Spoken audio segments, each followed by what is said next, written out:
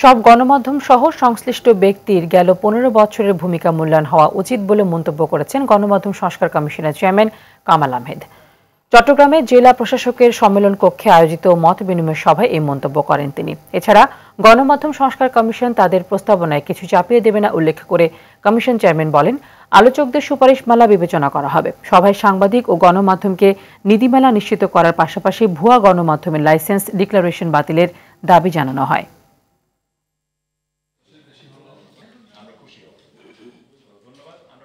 সে প্রতিষ্ঠানগুলো তো বন্ধ করা হয় নাই, বন্ধ করা হয়েছে।